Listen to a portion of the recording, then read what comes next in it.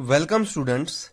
We are going to learn about exponents and powers. What do you mean by exponents and powers? ठीक है, power मतलब आपको पता है, पावर मतलब ताकत. ओके, पावर मीन्स आप लोग जानते हैं, पावर मीन्स होता है ताकत. Okay, so in mathematics power means the capacity of that number. तो देखिए यहाँ पे अगर ये 100 है तो 100 क्या है, उसकी पावर है. अब देखिए ये 10 होता तो 10 पावर कम होती है, ठीक है, 100 पावर ज्यादा होती है, फिर 100 से ज्यादा 1000 होती है पावर. ओके, तो ये होता है पावर. तो देखिए हम इसको कैसे रिप्रेजेंट कर सकते हैं. 10 इंटू 10 क्या होता है, 100 होता है. वही 10 इंटू 100 क्या होगा, वो होगा 10 इंटू 100 हमारा होगा 1000 हो जाएगा. बट हम इसे इनडायरेक्टली कैसे रिप्रेजेंट कर सकते हैं, देखिए 10 रेस टू 2. तो 10 इंटू 2, 10 को हमने 2 बार लिखा तो वो उसकी पावर हो गई, ठीक है, वो पावर हो गई. 10 को 2 बार लिखेंगे तो वो 100 हो जाएगा, ठीक है. अब वही, अब देखिए हम क्या कर सकते हैं, इसमें चेंजेस कर सकते हैं. तो वो चेंजेस कैसे होंगे हम इस चैप्टर में पढ़ने वाले. तो देखिए स्टूडेंट्स, जो सन से प्लैनेट्स का जो डिस्टेंस है वो बहुत ज्यादा होता है, ठीक है. तो देखिए यहाँ पे जो डिस्टेंस है यहाँ में दिया हुआ है, ये है 5.7 इंटू 10⁻⁷ किलोमीटर्स. ओके, जो मरकरी का डिस्टेंस है. तो देखिए ये 5.7 इंटू 10⁻⁷, तो 10⁻⁷ मीन्स क्या होता है, 10⁻10 में 7 जीरोस ऐड होंगे, मतलब इतना सारा वो डिस्टेंस होगा जो यहाँ पे होगा. उससे हम 5 से मल्टीप्लाई करेंगे, 5.7 से, तो इतने किलोमीटर्स का उसमें डिस्टेंस है.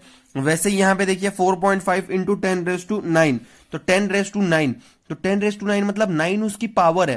तो 10⁻9 को हम कैसे लिख सकते हैं, 10⁻9 को स्टूडेंट्स हम लिख सकते हैं, देखिए 10 का स्क्वायर था, यहाँ पे हमने 100 लिखा, ठीक है, 10 इंटू 10 100 था. तो वही अब देखिए 2 जीरोज आ गए ना यहाँ पे ऊपर, पावर जितनी है, तो यहाँ पे 10⁻9 है तो कितने 9 जीरोज आएंगे यहाँ पे.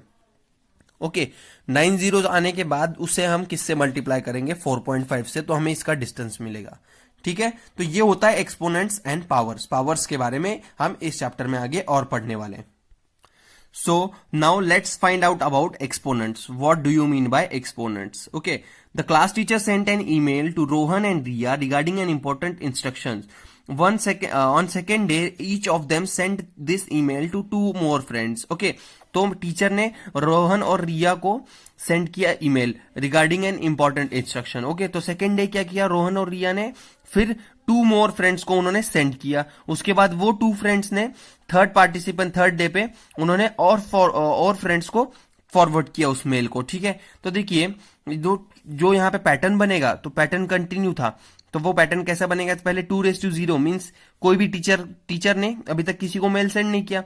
फिर टीचर ने रोहन और रिया को 2 पार्टिसिपेंट्स को सेंड किया, तो 2:1 टीचर ने 2 पार्टिसिपेंट्स को सेंड किया. ओके, फिर ये जो 2 पार्टिसिपेंट्स थे रोहन और रिया, उन्होंने आगे फॉरवर्ड किया मेल 2 मोर फ्रेंड्स को, 2 फ्रेंड्स को. तो 2 देखिए रोहन ने 2 फ्रेंड्स को किया, रिया ने 2 फ्रेंड्स को किया, तो 2 2 जा 4 हो जाएंगे ना. तो देखिए यहाँ पे 4 हो जाएंगे. फिर उसके बाद उन दोनों ने यहाँ पे जो 4 थे उन्होंने फिर आगे फॉरवर्ड किया.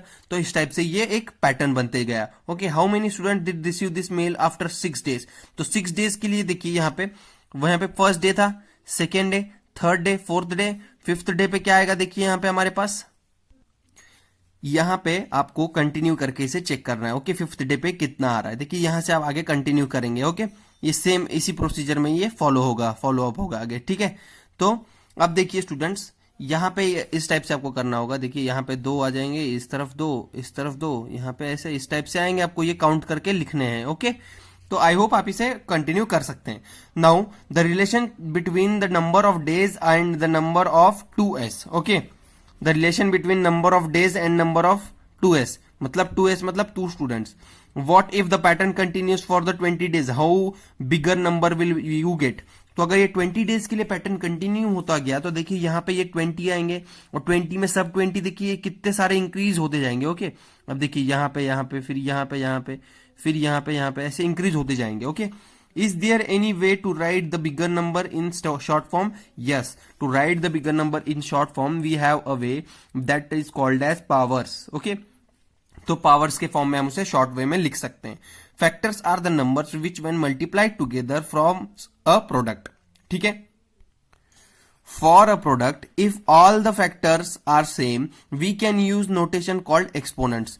तो जब all the factors are same we use the notation that is called as exponent. We will study about it now. तो देखिए ये फैक्टर था, ठीक है. 8 को हमने किस टाइप से लिखा, 2 2 जा 4, 4 2 जा 8, ठीक है. तो ये इसके 8 के फैक्टर्स है, फर्स्ट सेकंड और थर्ड फैक्टर्स, 3 फैक्टर्स है इसके. ओके, अब इसका बेस क्या हो जाएगा, 2 हो जाएगा. 2 कॉमन बेस है इनका. और ये आपका एक्सपोनेंट और पावर, आप इसे क्या कह सकते हैं, एक्सपोनेंट और पावर 3. 2 को आपने 3 बार लिखा तब जाके वो 8 हो गया. तो this is called as exponent और power.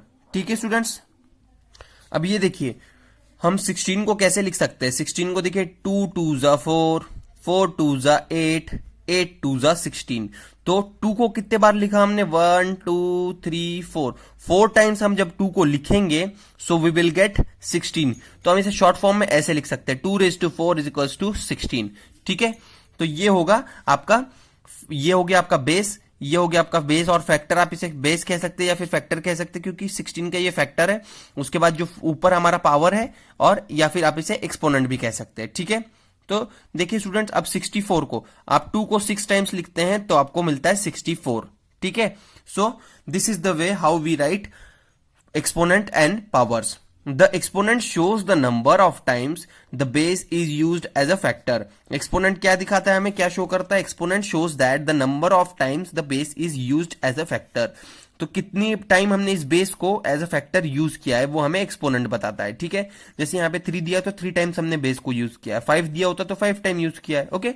The factor is known as base. ठीक है. फैक्टर जो ये 2 है, ये हमें बेस कहते हैं हम इसे. Okay.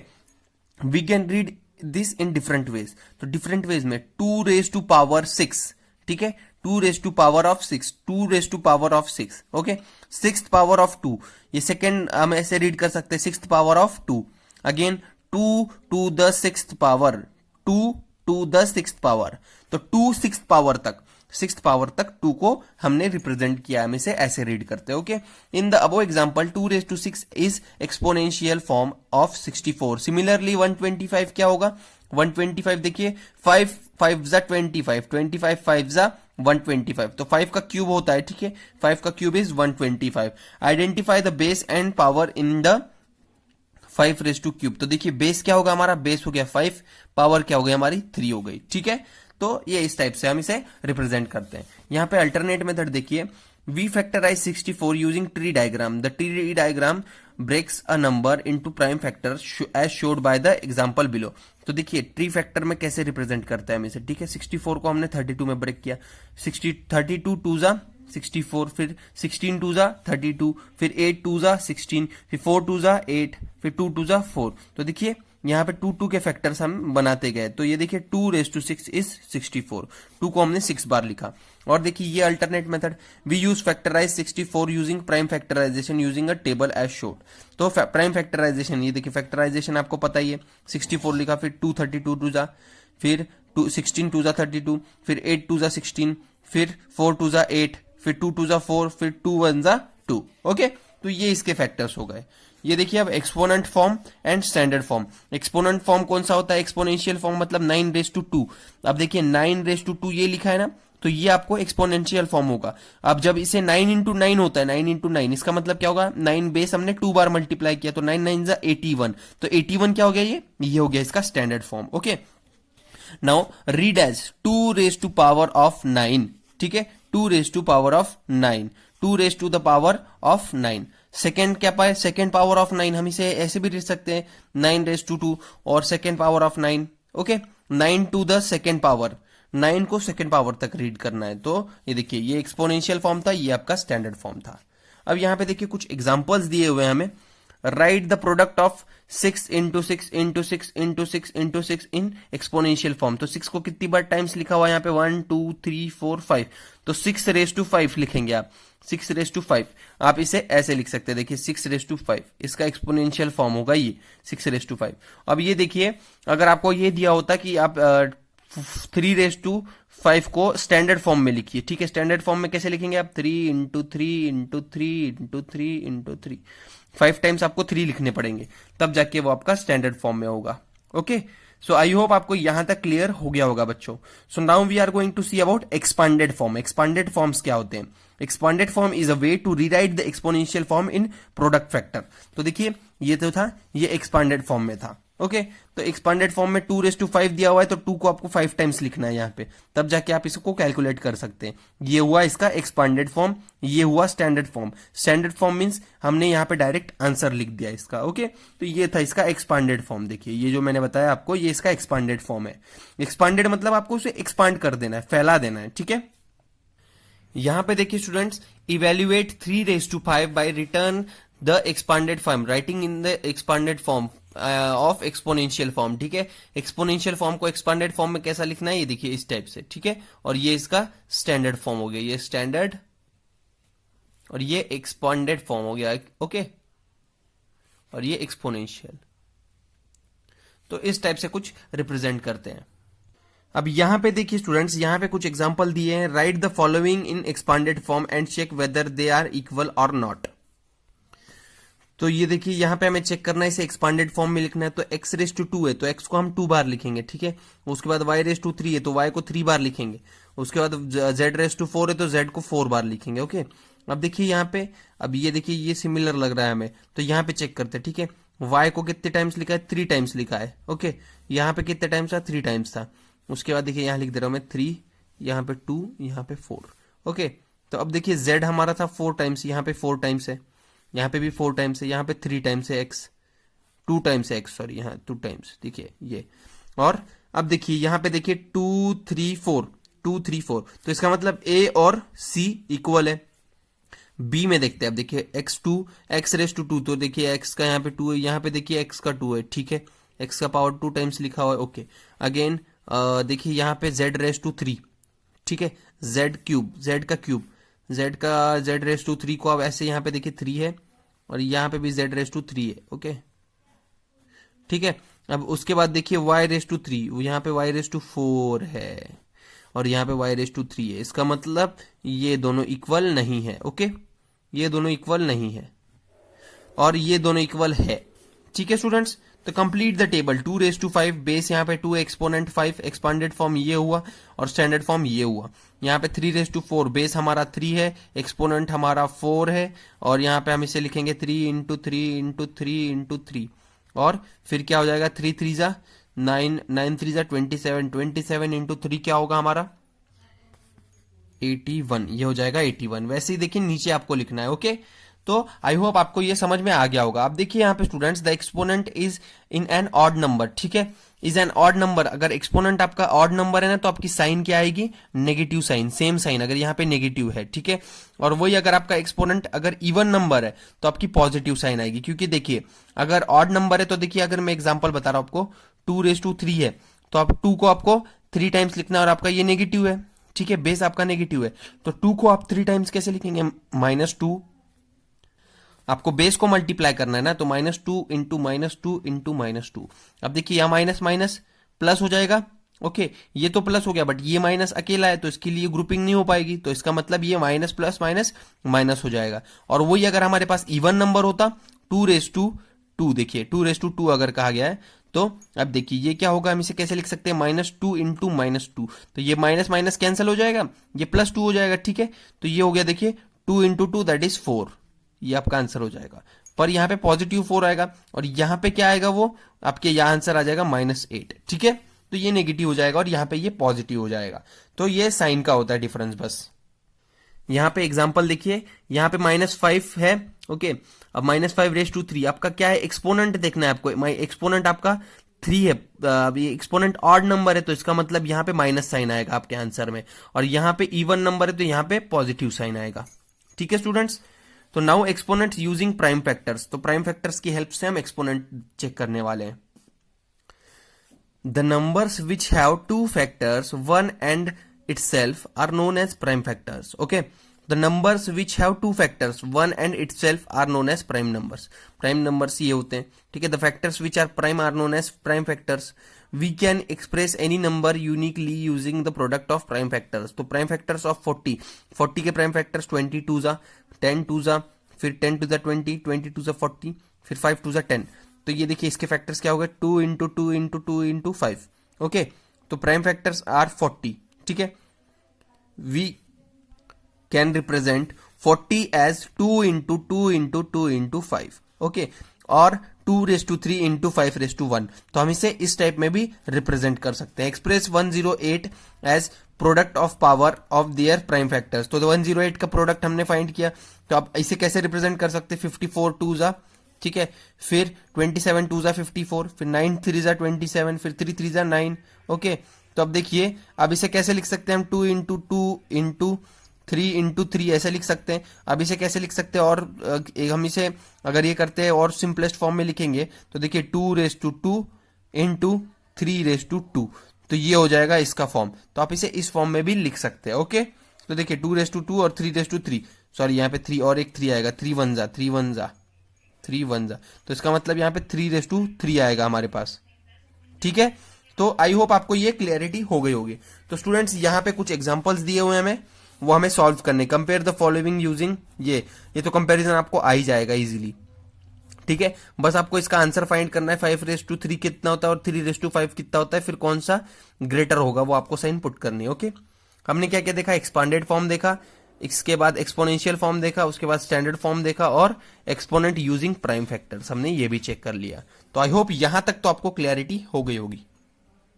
So students, now we are going to learn about multiplication rules with the same bases. Okay, जब सेम बेस होता है तो मल्टीप्लीकेशन रूल कैसे अप्लाई होता है हम वो चेक करने वाले। ठीक है, ये किसके अंडर आता है, ये आता है लॉज ऑफ एक्सपोनेंट के अंडर। ठीक है, तो ये लॉ क्या है, क्या कहता है कि when there is a same base and different powers to of a number and they are multiplied, then the multiplication becomes the sum of that powers. ठीक है, अब देखिए यहां पे मतलब ये जो सम देखिए यहाँ पे क्या है, सेम बेस है और सेम बेस में पावर डिफरेंट है यहाँ पे। ठीक है, फॉर एग्जांपल यहाँ पे देखिए 2 लिया हुआ है। ठीक है, 2⁻2 एंड 2⁻2। तो अब देखिए ये 2⁻2 दोनों सेपरेट लिए यहाँ पे। ओके, तो ये बेस देखिए यहाँ पे 2 है, यहाँ पे बेस यहाँ पे भी 2 है, तो 2⁻m प्लस 2⁻n हो जाएगा यहाँ पे आके जाके। ठीक है, तो ये देखिए 2⁻m इंटू 2⁻n, तो यहाँ पे 2⁻2 into 2⁻2, so it will become 2⁻2 plus 2, that will become 2⁻4। तो आपका आंसर क्या जाएगा, 2⁻4 इट इज 16। तो ये होता है first rule. Okay, according to first rule a⁻m into a⁻n is equals to a⁻m plus n। ठीक है, a⁻m प्लस n होता है। ओके, तो यहाँ पे देखिए कुछ क्वेश्चन दिए हुए हैं, सिंप्लीफाई 2⁻4 इंटू 2⁻3। तो देखिए कॉमन बेस है। ओके, ये क्या हो जाएगा 2⁻4 प्लस 3, तो ये हो जाएगा 2⁻7। ठीक है, तो देखिए 2⁻7 हो जाएगा हमारा आंसर। ओके, तो अब इसको ऐसे भी लिख सकते हैं आप 2⁻7 सिंप्लीफाई करने के लिए, और ज्यादा सिंप्लीफाई करने के लिए। बाकी आपको यही पूछा है, तो यहाँ पे देखिए यहाँ पे खाली 2⁻4 प्लस 3 दैट इज 2⁻7, या फिर इसको हो जाएगा ये आपका 2⁻4 प्लस 3, इतना ही लिखिएगा। ठीक है, यहाँ पे देखिए सिंप्लीफाई 3⁻3 इंटू 3⁻4, तो ये क्या हो जाएगा 3⁻3। अब देखिए 3⁻3 ओके प्लस 3⁻4, तो ये क्या हो जाएगा 3 plus 4 it will become 7। Okay, तो देखिए 3⁻7, तो 3 को 7 टाइम लिखेंगे तो it will become 3⁻7। Alternate method देखिए, given 3⁻3 into 3⁻4 as base is same we can directly apply the law of exponent. तो लॉ ऑफ एक्सपोनेंट डायरेक्टली हम अप्लाई कर सकते हैं। तो देखिए 3 एंड 3⁻4, तो अप्लाई क्या होगा a⁻m into a⁻n is equals to a⁻m plus n। तो डायरेक्ट अप्लाई करने पे यही आंसर मिलेगा हमें। ओके, अब स्टूडेंट्स यहाँ पे देखिए, यहाँ पे इस क्वेश्चन में हमें दिया हुआ है सिंप्लीफाई -2⁵ इंटू -2�3। ओके, अब देखिए यहाँ पे बेस सेम है हमारा -2 और यहाँ पे -2, तो यहाँ पे अब इसे हम अगर सिंप्लीफाई करते हैं तो क्या हो जाएगा, ये देखिए -2⁵ इंटू -2⁵। अब देखिए -2⁵ को हमने ऐसे लिख लिया। ठीक है, 5 टाइम्स, उसके बाद 3 को 3 टाइम्स लिख लिया। उसके बाद जब हम इसे सॉल्व करेंगे तो व्हाट वी विल गेट -2⁸ ठीक है, 5 प्लस 3 यहां पर जाके 8 हो जाएगा। ओके, यहां पे देखिए 1 2 3 4 5 6 7 8 टाइम्स आ गया ये। ओके, तो यहां पे ये आंसर आ जाएगा आपका -2⁸। ठीक है स्टूडेंट्स, तो आई गेस आपको ये समझ में आ गया होगा। अब यहाँ पे देखिए अल्टरनेट मेथड दी हुई है इसकी। अब यहाँ पे गिवन क्या है, ये देखिए गिवन है 2⁻5 इंटू -2⁻ ओके 3। ठीक है, as the base is same we can apply the law of exponent, law of exponent apply करेंगे तो व्हाट वी विल गेट 5 + 3, तो इट विल बिकम -2⁸ देखिए वही आंसर आ गया। ठीक है, अब देखिए division rules with the same base. अब डिवीजन रूल क्या होता है, ओके अब देखिए स्टूडेंट्स यहां पे डिवीजन रूल में क्या होता है, जब बेस सेम होगा, if a is a non zero integer and m and n are whole numbers then a⁻m divided by a⁻n। ठीक है, अब a⁻m m टाइम्स a⁻m को हम m टाइम्स लिखेंगे, ओके उसके बाद n को n टाइम्स लिखेंगे, a⁻n टाइम्स, ओके इतने टाइम्स लिखेंगे, तो यहां पे ये कट हो जाएगा, तो a⁻m - n हो जाएगा इसका आंसर। तो इसको सिंपलेस्ट फॉर्म में देखिए, अगर a⁻m डिवाइडेड बाय a⁻n दिया हुआ है हमें, तो उसको हम कैसे लिख सकते हैं, a⁻m - n। ठीक है स्टूडेंट्स, तो ये होता है डिवीजन के लिए। तो देखिए a⁻m divided by a⁻n, a⁻m - n when m is greater then n। तो जब m की वैल्यू, अगर इसकी वैल्यू ग्रेटर होगी तभी, ठीक है, और इसकी वैल्यू अगर ग्रेटर होगी तो ये माइनस तो होगा नहीं, यहाँ पे फिर पावर में आपके पास माइनस आ जाएगी वैल्यू, तो इसलिए m ग्रेटर होगा तो, और जब n ग्रेटर होगा, देखिए जब यहां पे n ग्रेटर होगा, इसकी वैल्यू ग्रेटर होगी, तो इसे कैसे लिखेंगे आप, 1/a⁻n - m, क्योंकि आप इसे देखिए n की वैल्यू से अगर सब्ट्रैक्ट करेंगे, फिर देखिए n इज ग्रेटर, तो n ग्रेटर है तो देखिए आप क्या करेंगे, फॉर एग्जांपल देखिए यहां let's see some examples, simplify 2⁻³ and 2⁻2। तो यहां देखिए m की वैल्यू क्या है हमारे पास 3 और n की वैल्यू क्या है 2 है, ओके तो m ग्रेटर है अभी, तो ये क्या हो जाएगा 2⁻m - n। ठीक है, तो यहां पे 2⁻1 आ जाएगा, तो आपका आंसर क्या आएगा 2⁻1। ओके, तो ये देखिए इसको आप ऐसे लिख सकते हैं डिवाइड करके। ओके, देखिए अब यहां पे देखिए सिंप्लीफाई 2⁻6 डिवाइडेड बाय 2⁻4। ओके, तो अब इसे कैसे करेंगे आप, 2⁻6 अपॉन 2⁻4, इस टाइम पे आपने लिख दिया इसे इस टाइप से। ठीक है, तो अब यहां से कट करते जाएंगे आप, ये देखिए 1 2 3 4 2 कट हो जाएंगे, 2⁻2 बचेगा आपके पास। इसका मतलब आप इसे जनरेट कर सकते हैं इस फॉर्मूला को कि a⁻m divided by a⁻n is equals to a⁻m - n if m is greater, और n अगर ग्रेटर रहा तो आपको ये फॉर्मूला यूज करना होगा। ओके, आई होप आपको समझ में आ गया होगा बच्चों। अब देखिए अल्टरनेट मेथड, यहाँ पे हमें फॉर्मूला पता है, हमने सीधे फॉर्मूला अप्लाई कर दिया। ओके, ये थोड़ी एक्सपांडेड फॉर्म हो जाता है, एक्सपांडेड मेथड हो जाती है, और ये हमारी डायरेक्ट सिंपल मेथड है। ओके, अब देखिए स्टूडेंट्स यहां पे एक एग्जांपल दिया हुआ है आपको, इस एग्जांपल में आपको यहां लिखना है क्या आएगा आपका आंसर। ठीक है, तो आप यहां पे लिख सकते हैं आपका आंसर, तो आई होप आप इसे सॉल्व कर लेंगे। Okay, so now solving power of a power. अब पावर ऑफ अ पावर, अब देखिए ये 2 का पावर क्या है 2 है, और इसका पावर क्या है 3 है, तो अब इसे कैसे सॉल्व करना है। ठीक है, तो अब देखिए ये स्टूडेंट्स ये क्या हो जाएगा 2⁻2 होल रेस टू 3, तो अब ये पावर का पावर है। ठीक है, तो पावर का पावर क्या हो जाएगा, इन दोनों का मल्टीप्लीकेशन हो जाएगा। ठीक है, तो इसका आंसर क्या आएगा 2⁻6। ओके, तो ये आपका आंसर आएगा। ठीक है, तो अब देखिए a⁻m whole raise to n, तो क्या हो गया ये a⁻m इंटू n हो गया। तो उसी टाइप से देखिए 2⁻2 होल रेस टू 3, तो ये हो जाएगा 2 इंटू 3। ठीक है, तो देखिए ये हो जाएगा 6। ठीक है, तो 2 3 6 होता है। अब यहां पे देखिए सिंप्लीफाई, अब इसे सिंप्लीफाई करना है 3⁻2 होल रेस टू 4, तो देखिए ये क्या हो जाएगा 3⁻2 इंटू 4 दैट विल बिकम 8, तो यहां पे आ जाएगा 3⁻8 आपका आंसर आ जाएगा। ओके, तो देखिए 3 को हमने यहां पे कितनी बार लिखा 3⁻2 इंटू 3⁻4, तो देखिए 1 2 ये 4 हो गया, 5 6 7 8 टाइम्स लिख दिया, तो देखिए 3⁻8, तो डायरेक्ट आप इसे सॉल्व कर सकते हैं ऐसे। तो ये देखिए alternate method 4⁻3 whole raise to 6, तो आप क्या करेंगे इंटू कर देंगे, मल्टीप्लाई कर देंगे, तो 4 इंटू 3 6 18, तो 4⁻18 आपका आंसर आएगा using a⁻m whole raise to n, ये फॉर्मूले से। ओके, तो आई गेस आपको ये फॉर्मूला तो अब समझ में आ गया होगा। ठीक है students,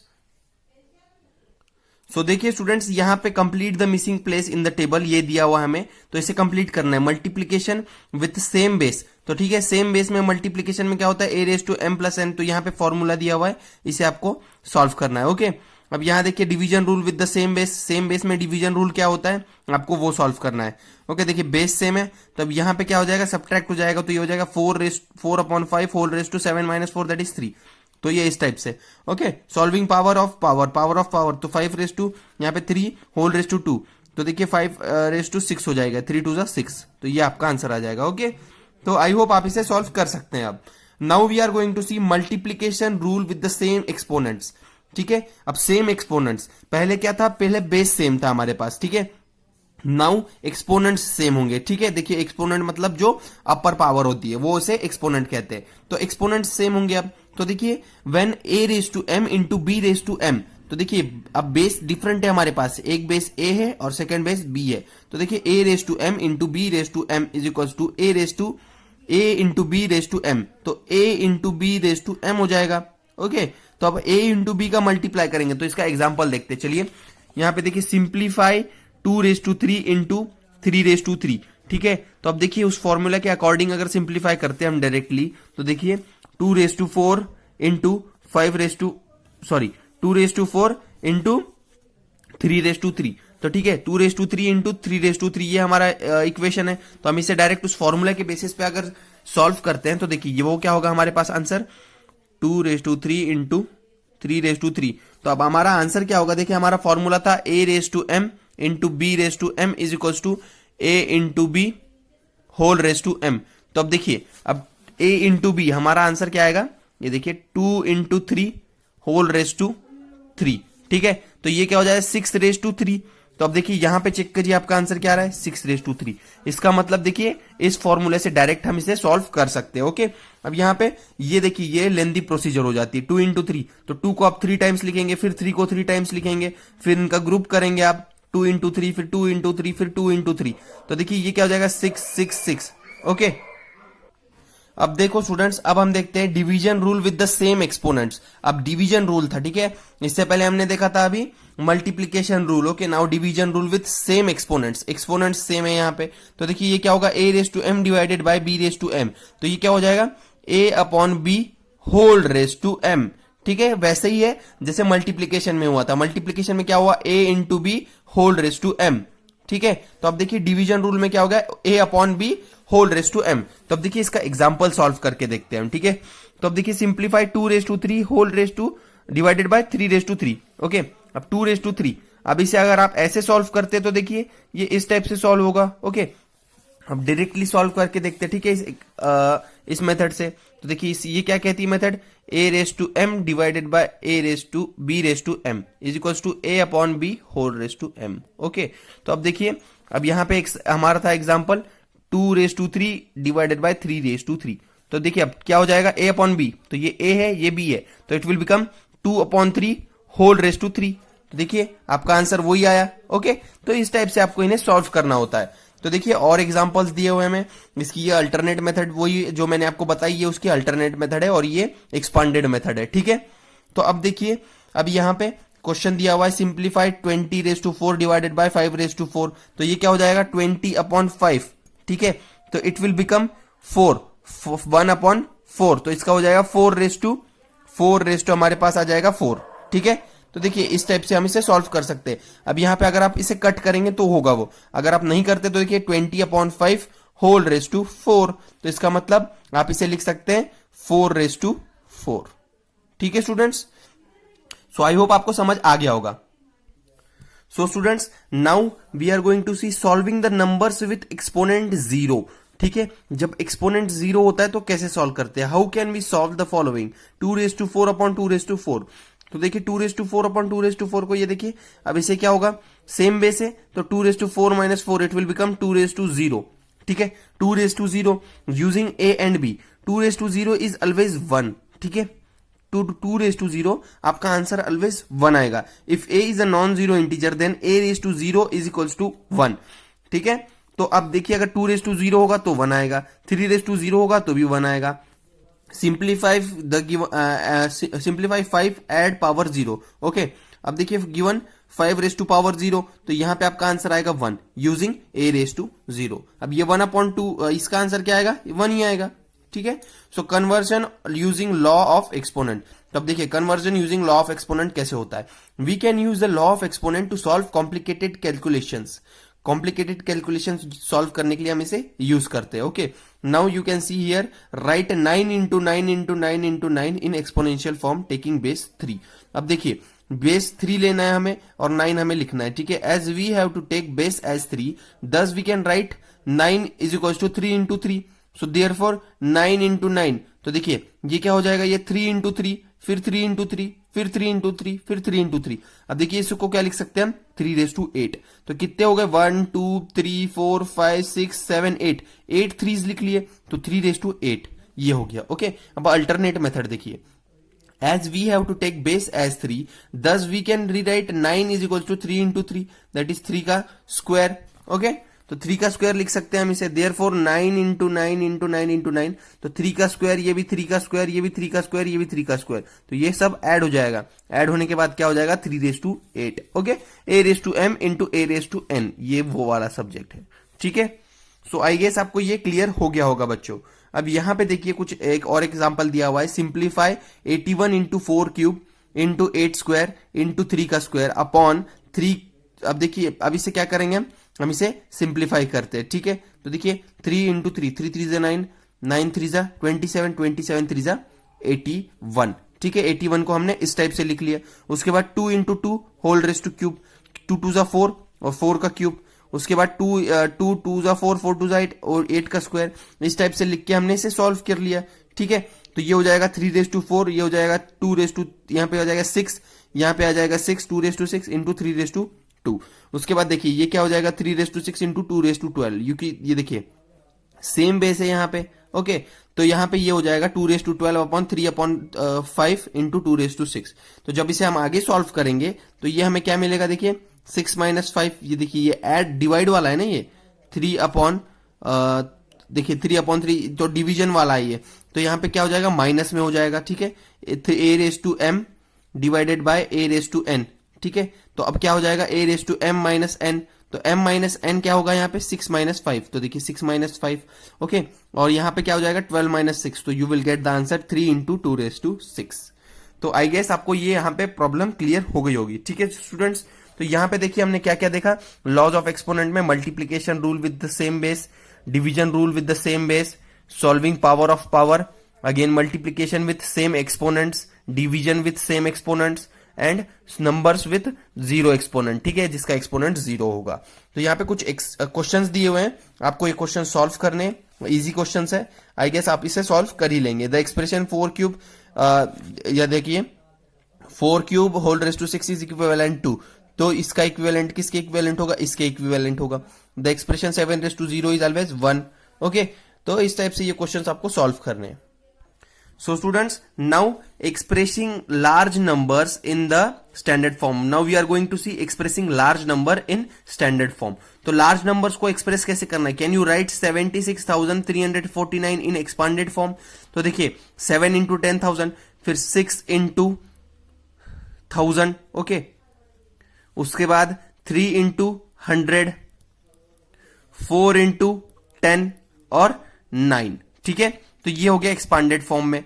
now observe the following and complete it. 76,000, ये देखिए 10⁻4, क्योंकि यहां पे 10,000 था, फिर 6 × 10⁻3, 3 × 10⁻2, देन 4 × 10⁻1 और फिर यहां पे 9। ओके, तो ये इस टाइप से लिख सकते हैं आप इसे। Right 54,365 both in expanded form and exponential form. तो एक्सपांडेड फॉर्म में देखिए इस टाइप से लिखा गया जैसे मैंने आपको बताया, और एक्सपोनेंशियल फॉर्म में ये हो गया, हमने इसे कन्वर्ट कर दिया। ठीक है, हमने 1000 को जो 0 वाले सेम बेस हैं उसे हमने कन्वर्ट कर दिया। Now we are going to see standard form और साइंटिफिक नोटिफिकेशन। तो साइंटिफिक नोटेशंस क्या होते हैं? ओके, साइंटिफिक नोटेशन कैसे डिनोट करते हैं हम साइंटिफिकली? तो देखिए, this exponential form of such large number is known as the standard form और साइंटिफिक नोटेशन। तो देखिए ये क्या है, इसका एक्सपोनेंशियल फॉर्म कैसे लिख सकते हैं हम? यहाँ पे चेक कीजिए कितने जीरो है, 1 2 3 4 5 6 7 8 9 10 11। तो आप इसे लिख सकते हैं 3 × 10⁻11। तो आप इसे ऐसे लिख सकते हैं। ठीक है, अब देखिए it is easy to read the exponential form. तो एक्सपोनेंशियल फॉर्म को रीड करना बहुत इजी है। Yes, is it easy? तो yes, it is easy to read the exponential form. Okay, तो it is a form a × 10⁻b, okay, where 1 is less than, और a की value क्या है, लेस देन 1 और ग्रेटर, ठीक है, ग्रेटर देन 1, a की वैल्यू है greater than 1 and less than 10। ठीक है, and b is an integer, b हमारा इंटीजर है। We can write as the average distance between planets, planets का जो डिस्टेंस है उसे कैसे लिख सकते हैं, 1 2 3 4 5 6 7, 7 जीरोज है, तो ये क्या हो जाएगा 15 इंटू 10⁻7, आप ऐसे लिख सकते हैं। ओके, अब यहाँ पे देखिए 1 2 3 4 5 6 7, ओके, अब यहाँ पे देखिए आप इसे ऐसे भी लिख सकते हैं। ओके, 1500 इंटू 10⁵5, अब यहाँ 10⁵5 लिखा है तो यहाँ पे 2 जीरोज यहाँ आ गए हमारे। ओके, तो इस टाइप से आप इसे सेपरेट कर सकते हैं। आप देखिए आप इसे ऐसे भी लिख सकते हैं 15 इंटू 10⁻7 जो मैंने आपको बताया। ओके, तो ये देखिए ये एक्सपोनेंशियल फॉर्म होते हैं। फिर अगर आपको इसे और इसको स्टैंडर्ड फॉर्म और साइंटिफिक नोटिफिकेशन करना है तो देखिए 1.5 इंटू 10⁸8, क्योंकि पॉइंट आ गया तो मतलब एक जीरो और इंक्रीज होगा, तो यहाँ पे 7 की जगह 8 जीरोज आ जाएंगे। तो देखिए ये हो गया आपका ऐसे इसको डिनोट करने का फॉर्मूला। तो नाउ एक्सप्रेस 87,683.5 इन स्टैंडर्ड फॉर्म। तो स्टैंडर्ड फॉर्म में देखिए कैसे एक्सप्रेस करना है। अब देखिए इससे मल्टीप्लाई किया, उसके बाद ये 10⁴ है। ओके, 10⁴ में आ जाएगा ये 8.76। अब इसे 10⁴ में क्यों कन्वर्ट किया हमने, क्योंकि देखिए पॉइंट से पहले कितने जीरोज है, 1 2 3 4, 4 जीरोज है। ठीक है, तो 4 जीरोज को हमें यहां पे कन्वर्ट करना है। ठीक है, 4 डिजिट से तो 10,000 से मल्टीप्लाई कर देंगे हम, तो वो 8 तरफ आ जाएगा, 8 यहां पे आ जाएगा, 8.768576,835 into 10⁴। Okay, express 5,832.4 in standard form. तो a इंटू बी, a इंटू 10⁵b, तो अब 10⁵b where a is greater than 1 and less than 10। तो अब देखिए यहां पे क्या आ जाएगा, अब 10 की वैल्यू क्या करेंगे, अब देखिए 5 है ना, 1 2 3, 10⁵3। ठीक है, तो इस टाइप से आप इसे डिनोट कर सकते हैं। अब देखिए यहां पे कुछ क्वेश्चंस दिए हुए आपको सॉल्व करने के लिए, आप उन्हें सॉल्व करने की कोशिश कीजिए, नहीं बनते तो आप मुझसे पूछ सकते हैं। देखिए एक्सपांडेड फॉर्म में लिखना है आपको इन्हें। ओके, एक्सपांडेड फॉर्म क्या है इसका, अब देखिए इसका एक्सपांडेड फॉर्म क्या हो सकता है, 3 इंटू 10⁵5, या फिर यहां पे देखिए 3 इंटू क्या हो सकता है, देखिए यहां पे आपको ये चेक करना है, 10⁴ है यहाँ पे, इंटू 10⁴, तो यहाँ पे 4 डिजिट्स आगे शिफ्ट हो जाएंगे आपकी, तो ये क्या हो जाएगा 34,502, तो ये आपका डिजिट हो जाएगा। तो देखिए 34, तो आपका क्या आ जाएगा 10⁴ आएगा, 3 इंटू 10,000। Okay, 3 into 10,000। ठीक है, तो यहाँ पे 3 इंटू 10⁴ आएगा, तो आपका आंसर क्या आएगा, ये आएगा। देखिए फिर 4 इंटू 1000, तो यहाँ पे देखिए 1000, फिर 5 इंटू 100, ठीक है, और यहाँ पे 2 इंटू 1, तो ये आपका आंसर आएगा। ये देखिए ये, तो इस टाइप से आपको यहाँ पे चेक करना है। तो आई होप आप इसे सॉल्व कर लेंगे। तो इसमें हमने क्या क्या देखा, एक्सप्रेसिंग लार्ज नंबर में, एक्सपांडेड फॉर्म और स्टैंडर्ड फॉर्म के बारे में। ओके, तो यहां तक आपको शायद क्लियर हो गया होगा।